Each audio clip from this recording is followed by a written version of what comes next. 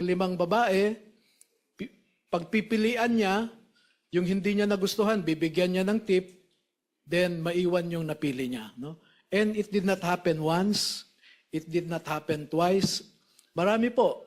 Sa Maidas, minsan sa Shangri-La. Sinabi lang sa iyo yan. Sinabi rin po pati pangalan, no? Hindi, kinuwento lang sa iyo yan. Opo. Ang ibig ko sabihin, sino makakapagpatunay kung sino yung binabanggit mong opisyal na yan? Nandito po yung dalawa na naka-experience, nakasama ho silang naghatid nung babae. At Teka, ilang pagkakataon? Dalawa? 2 beses po na So, mamimili siya mula sa 5, ganon? minsan 3, minsan 2 ang dadalhin po. Namimili muna siya. Namimili, and then yung napili niya, may iwan doon. At alam po nila kung sino yung mambabatas na yon, dahil hinahatid po nila sa kwarto yung babae.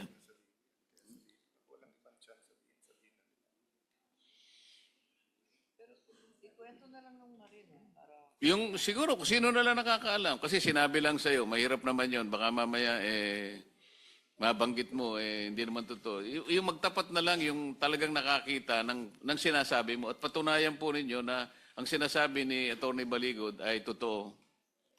Your Honor, ako po yung naka-experience doon sa Maidas. Pwedeng paki-detalye po ninyo?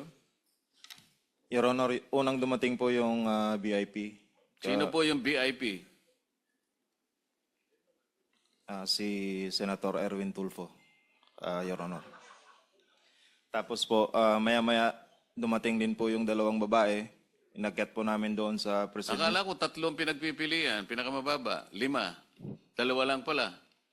Yung sa akin po, pero maraming beses po yan. Hindi lang po sa Maidas, meron din po sa Shangri-La. 5, 3 po ang dinadala. O kulang ang nabalitaan mo. Sabi mo kasi 2 beses lang, Attorney Baligod. Ayon sa kanila, maraming beses.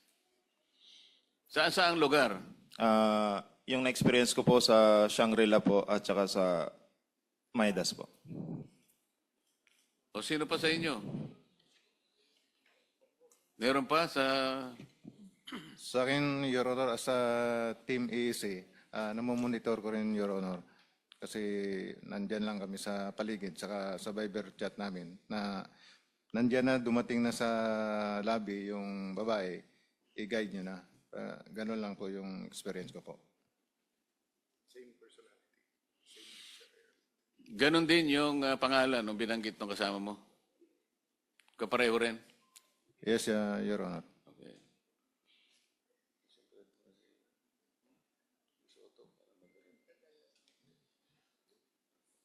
Mr. Chairman, the issue kasi here is bakit ayaw ituloy ito. And if ginamit ni Senator Soto at Senator Lacson for false accusation or selective justice, because lumalabas dito magkakampi yung DOJ Ombudsman at witnesses at sila nakakapili kung sino ang state witness at hindi. No? Ang aking balita sa case ni Senator Joel Villanueva, in fact, 4 yung version na lumabas dito. Tapos bumaliktad na nga yung 2. So medyo magulo yung mga storya. So I was just really surprised bakit ganun ang reaction. Alam mo, nung nag-umpisa to, hindi natin kalaban ang Malacanang . Yung dito sa changing of here. In fact, may mga dialogues through informal channels para sabihin, trabaho tayo, economics, impartial na impeachment, no? Meaning fair sa dalawang side. Pero nagulat kami bakit ganyan reaction at ayaw talaga matuloy ito. So yung pala, may mga personality na nababanggit from the 11 senators and then yung nabanggit ko kanina na may tinatakot na ilan miyembro na babanggitin o hindi. No? So I really hope that you will have your day in court, so to speak, meaning a real interview by the DOJ, by the Office of the Ombudsman. I think, Attorney, the individual affidavits will be important. And I really hope you keep your group together. And siguro mananawagan lang ako sa mga kababayan natin kung kayo'y naniniwala sa grupo, yun nga, they're existing now by ambag-ambag. I don't know how, but siguro through Attorney Baligod, because their daily lives ng kanilang pamilya continues eh. And we don't know if this scandal will be 1 week, 1 month, 1 year, because tip of the... So lumalabas sa inyo, no? 2022 pa lang? When was the first delivery? Sir, paki-mic lang para. September 2022. 2022, and they took office June 30. So, hindi pa siguro namang ghost project yan. So, regardless saan galing ang pera, it only took July, August, September. It only, late July, kasi hindi siya naging APRO until SONA after SONA. So, August, September, so parang 2 buwan pa lang may delivery na. So, we're talking about corruption scandals that were already in existence 2022, 23, 24 bago to sumabog lahat ng 2025, no? So Mr. Chairman, I hope nga that people will continue to help us, point us in the right direction, yung mga tamang witness. And kabaliktaran, kung may nanonood ngayon na tingin nyo ng bobola, nabayaran, nagsisinungaling ang mga kaharap namin ngayon, give us the information so that we will test their credibility. Thank you, Mr. Chairman. From my side, I think we should give them rest. I hope they'll be safe. But I think it's very important we schedule a hearing next week. Tingin ko makikipag-unahan yung 11 eh. Kung ano mauna yung special session or yung pangalawa nating hearing. No? But I'm serious, Mr. Chairman. I'm willing to give up the Senate presidency for just so that masunod yung konstitusyon. But I'm not willing to give up the truth. Kailangan matuloy itong hearings na to. Thank you, Mr. Chairman. Thank you, Mr. SP. I share your optimism as well as your frustration. Like you, I do not wish to hold the chairmanship of the Blue Ribbon Committee. Hindi ko ginusto ito. Naibigay lang sa akin noong unang pagkakataon. Kinaya ko, gusto kong gawin din, alang-alang sa bansa. Ngunit tinanggal sa akin. Ngayon ay pinipilit naming buhayin uli para sa ganon ay malaman na ng bayan ang katotohanan. Ngunit dumadaan tayo sa napakaraming pagsubok.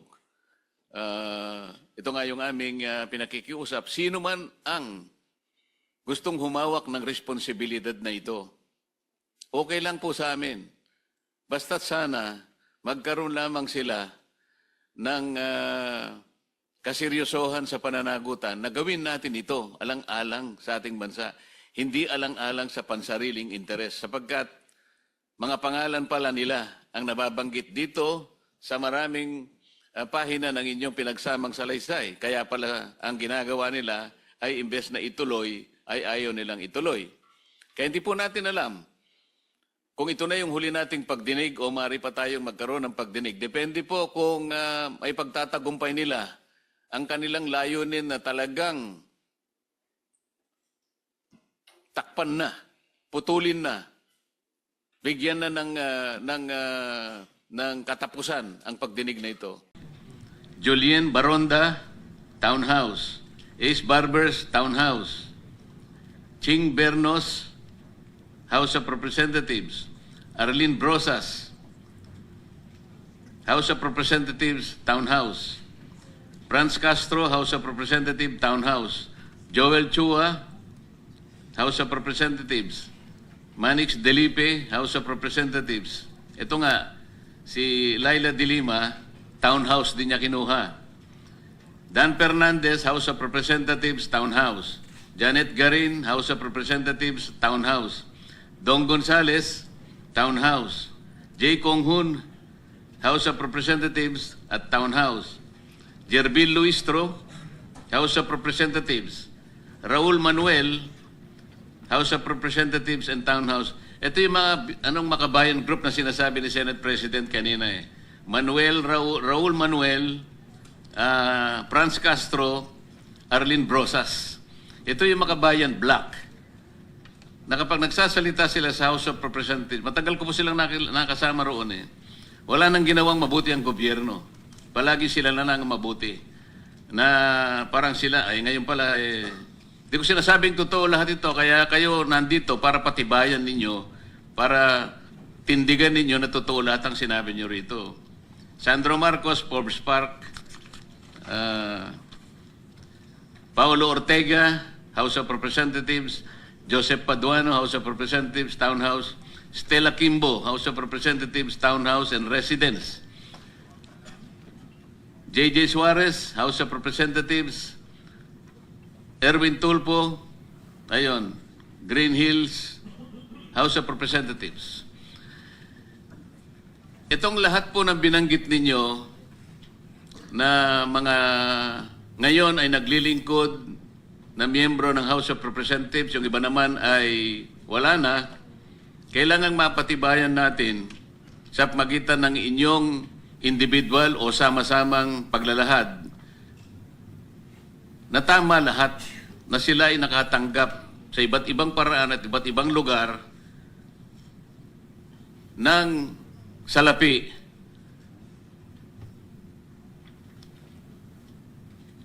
na kailangan nating mapatunayan ngayon.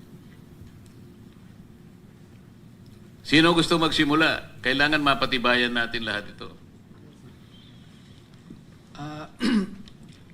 Your Honor, itong mga dating mga sundalo natin ay meron silang na-share sa akin na screen capture ng kanilang chat group, no? Kasi ang nangyayari po noon, may chat group sila. Pag mag-deliver sila ng pera sa isang personalidad, ay kinukuhanan nila ng picture. At ipinapasa sa chat group nila. Pag nakita po yun ni Ginoong Zaldico, forward niya doon sa recipient at sinasabi, okay na ako sa iyo ha, etc. Pero kung kasama mismo si Ginoong Zaldico sa pag-deliver, hindi na nila napipicturan. Hindi, yun lamang, maski na yun, pwedeng tanggapin ng komite. Dahil ang importante lang, mapatibayan natin na itong mga taong binanggit natin ngayong umaga, sapagkat ito naman ay nasusulat sa inyong pinagsama-samang salaysay, merong mapagbabatayang... Ito po noong April 8, Tuesday po ito, may nag-text yung si Police Captain Alvin Nugid, yung parang team leader po nila. Sabi niya, Franz Castro, saka Arlene Brosas, dito na sila, sir. Tapos may sagot, sir, may kasama pa daw sila, continue daw. Papato lang, sir, sa tropa sa baba. And then may naipasa rin nga sa akin na isang picture ni Congresswoman Brosas doon sa opisina ni Congressman Saldico, no? So si Congresswoman So lahat ng nabanggit nating mga public figures ngayon, merong mga confirmatory na ebidensya sa chat ninyo, kung hindi man litrato, confirming that all of them Opo, receive these kickbacks. yung pag-receive po ng kickback, sabi ko, pinapadala sa chat group nila. Yun nga, merong Oo. coverage na chat group report, kung ano man ang tawag ninyo, para mapatunayan nating isa-isang mga ito na nakatanggap ng kickback. Hindi po exactly na one-on-one correspondence po, no? Dahil yung iba po na na-capture nila sa screenshots, through screenshots, nakuha po sa telepono ng iba. Pero may naiwan din po sa iba na maibibigay po namin sa inyo. I think ang ibig sabihin ni Chairman, katulad nung nagtanong ako kay Senator Tito Soto, allegedly, sinagot nung tatlo na, or tatlo, nung tinanong ko kay Senator Erwin. So I think kung sino lang may personal knowledge dun sa iba. But just one comment lang, Mr. Chair, and appeal to sa Armed Forces of the Philippines. Alam niyo po, hindi biro po yung namamatayan ang sundalo. Akala natin pag namatayan yung sundalo, kompleto yung pondo para sa kanyang byuda or kung babae siya para sa kanyang nabyudo at yung mga anak, no? Remember, kung namatayan ng tinyente, hindi makukuha nung kanyang byuda yung sweldo na bilang. Minadaw up. Isang sobre yun, sir. Pangalan Jolie po, no? Cadjaw, sir. Jolie Cadjaw. Hindi, yung dinalhan po nyo ng pera, Si ano yung... Father Plavi, Villanueva. Tapos, sir, mayroong, doon, sir, sa, Anong lugar po yun? sa Mindanao Out, sa mismong simbahan niya, sir, sa may gilid ng kalsada. Bakit po kayo nagdala ng pera doon sa pare? Kasi, sir, Hindi ko ano, sir, kung paano nila yun, sir, eh. Basta nagdala na kami ng pera, sir, tapos dun sa 33 Maleta din ba? Dinala mo? isang sobre, sir, tapos dun, sir, sa 33 Clemente. Baka naman sulat lang pinadala Hindi, sa'yo, sir, sobre pera, lang. sir, kita ko mismo, sir, eh. Sobre lang? Ay, sir. Tapos sa 33 Clemente, sir, isang maleta. Kanino? Kay Father Flavi, binuhat ko papunta sa sasakyan niya. So may isang sobre tsaka isang maleta. Ay, sir. Yun ang nare-recall mo. Ay, sir. Hapon yun, sir, hapon. Tapos yung suot niya, sir, itim na pangpare. Yung pangpare yung ano niya. Nung iabot mo, Sinakay sa sasakyan niya, sir. Nakasuot siya ng pampare. Ay, sir. Yung pare na itim, sir, na sinusuot ng mga pare. Paano mo nalaman na siya nga yung... Nakikita ko, sir, kasi pumutok na yung ano, sir, yung doon, yung sa Ijiki na nalaman ko si Father Flavi. Bukod sa kanya, sino pa ang pinagdalhan mo ng pera? Yung experience mo. Si Terry Redon, sir. Nakita ko, sir, na yung sasakyan niya, BMW yun, sir. Eh. Terry doon yung congressman ngayon. Yes, sir. Ilang maleta naman ang binigay mo? Isang maliit din, sir. Saan mo binigay? Galing 8th floor, sir, sa Quezon City, building sa President Tower, binaba doon, sir. Sinakay sa sasakyan niya, sir. Siya ang pumunta doon. Ay, sir, kilala ko, sir. Mr. Chairman, may I mention this lang dahil importante itong breaking news. Sabi ng Inquirer.net, breaking, NBI Director Melvin Matibag has revealed that NBI received information that former Congressman Mike Defensor allegedly bribed the 18 ex-Marines 5 million to provide 5 million lang nakalagay ito, walang nakalagay each eh. to provide testimony regarding the flood control anomalies. Matibag said the testimony came from an individual. An individual means one person. Kasi kung hindi, individuals dapat, unless it's grammar. With a direct relationship to one of the supposed 18 Marines. So that could be anyone in the world. Dahil 18 kayo, I'm sure you have a lot of friends. Pinangalanan si dating Congressman Mike Defensor na siya yung nag-offer ng halaga noong 5 million para maging testigo nga at lumabas mag-press con, Matibag said. He added that the NBI has already issued a subpoena to Defensor to shed light on the... I will not interrupt you now, Mr. Chairman. Mamaya, nandito na rin naman si ex-Congressman Defensor. It's time for him once again to use his last name and defend himself. Having said that, may I invite with the permission of the Chairman, Director Matibag, total mahilig kayong NBI pumunta dito sa Senado na walang imbitasyon. Ngayon kayong pumunta, iniimbitahan ko kayo ngayon kasi kung yung impormasyon mo ay hindi verified, hindi naman marites ang pangalan mo. Ngayon, kung verified yung iyong impormasyon, ibig sabihin bilang investigador, no, NBI, ibig sabihin you have reasonable ground to believe na yung nagsabi sa iyo ay totoo. Pumunta ka dito under oath at pagkakataon mo ngayon makaharap si Congressman Mike Defensor at yung 18, no? So etong hearing natin ay open. So if Senator Tito Soto or Senator Erwin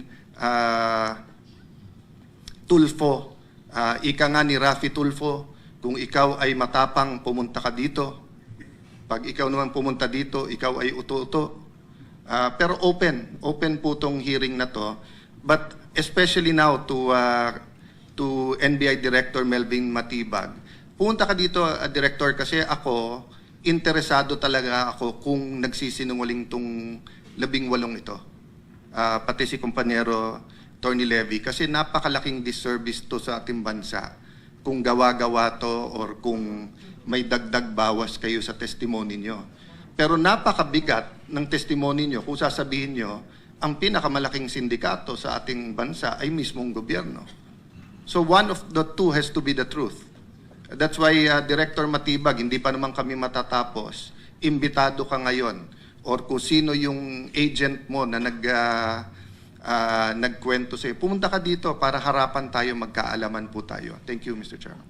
Thank you, Mr. President. Total, nandito naman po ang 18 magigiting na ex-soldiers, kung totoo pong ganun kayaman si Mike Defensor, magkano, Mr. Speaker? Mr. President, 5 million each. Nakita ko 5 million. Each. Walang nakalagay na each eh.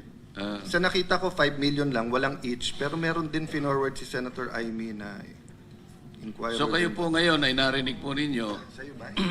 Each? ang di umano'y balita na kayo po ay binribe ni Mike Defensor sa halagang 5 milyon. Each ba? So 90 million po ang pinambribe sa inyo ni Mike Defensor para lang gumawa kayo ng ganitong salaysay na sa aking pananaw ay ginawa ninyo sa To ilalim ng clarify, Mr. sakripisyo. Chair, sa Inquirer.net naman, yan, nakalagay na allegedly bribed each of the 18 ex-Marine 5 million. So each, so bawat isa. So, Pesos, simple pesos. lang po ang tanong. Totoo po ba kayo ay binigyan ng pabuya ni Mike Defensor, bawat isa sa inyo ay tigli 5 milyong piso para gumawa kayo ng salaysay na ito na inyo ngayong ibinigay sa amin kaugnay ng pagsisiyasat sa flood control scandal? Hindi po, Your Honor. Pwede po bang hirap dito, Your Honor, yung nagsabi niyan para patotohanan niya? Yun nga po, Sa may ngayon hamon po, naman. Your Honor, halos nga yung pamilya na nga namin ngayon, yung kakapiranggot nga na ipon namin, hanggang ngayon, yun po ang pinagkakasya namin. At yung pagkain po namin, nagkakaroon lang po kami ng, sa ngayon, nagkaroon po kami ng, yung mga kunting ipon, tawag nito, yung tipi-tipi na lang po nga kami ngayon, nagkiraga po kami sa sardinas na makain, Your Honor. Kung nabayaran po kami ng kanyang halaga, hindi na pagkaganda na po sana po ngayon ang buhay namin ngayon, Your Honor. Salamat po sa inyong confirmation. sa kanila. Pero kanina may nagsabi no, na meron kay Senator Trillanes. Remember? Yes. Tama po ba? Meron po, sir. Bali, Go ahead ako, po. Go ahead ako po, po. sir, nakapag-deliver po ako kay Senator Trillanes sa 86 Security Ojeda, sa 86 Security Ojeda Street sa Quezon City. Kumbaga, ano nang Magdalo yun? Headquarters po ng Magdalo yun, sir. Anong dala mo ulit nun? Yung una ko pong dineliver doon, paper bag na malaki, siguro nasa 5 to 10 m yung laman nun po, sir. Ako rin po mismo yung nagbuhat noon. And then pangalawa? Tapos yung pangalawa po, 6 na po na malita. 6 na po? 6 piraso. 6 na po. Okay. 6 na. 6 piraso okay. na malita po. Maliit, medium, or Halo-halo po, sir. So 2 beses. Dalawang ikaw. beses. Tapos Sir Tube, so ang sabi mo naman kanina, ang personal knowledge nyo naman yung pagpapalit naman sa dolyar Yes, Your Honor. na dineliver din kay, Binigay po namin kay dating speaker po yung okay. dollar. But ang sabi niya, or sino nagsabi na para kay Senator Trillanes or sa ICC din yan? Na ano lang po namin, Your Honor, kasi before po dumating yung ICC, 2 weeks before po na dumating yung foreigner or ICC, yun po yung papapalit namin ng dollar po. Okay. Thank you. Malinaw, Mr. Chairman. salamat po, Mr. SP. Alam po ninyo kung bakit dinidistinggi ni SP Alan ang mga bagay nito. Kasi may naunang pahayag na po ang Pangulo natin. At alam po ninyong lahat ito. Alam din ng ating mga mamayan. Ang una niyang sinabi tungkol dyan sa ICC in relation to their intention to get the former president. Nung hindi pa sila nakukuha, sabi niya, we cannot cooperate with the ICC. The ICC has no more jurisdiction. We cannot assist the ICC in any way, in any shape, and in any form. Ganun po yung sinabi niya. Ngayon, lumilitaw po sa inyong mga pahayag ngayon, individual and collective, ang mga ahensya ng gobyerno at mga operators ng gobyerno, direktang tumulong sa kanila. Hindi lamang sa pagbibigay ng kanilang tirahan, pagbibigay sa kanila ng mga taong kakasangkapanin kung sinong kakausapin, meron pa silang driver, meron pa silang security na kagaya ng ginawa ninyo. Ito'y kahayagan lamang na hindi totoo yung naunang pasabi na hindi nakikipag-cooperate ang pamahalaan sa ICC. Sino? Si Senator Ping Lacson at saka si Senator Soto po. Bakit sila nakasakay dyan sa helicopter ni Saldico? Yan po yung time na pumunta po sila doon sa Bicol po. Election ba yan? Yes po. And for the record, Zaldico has many friends.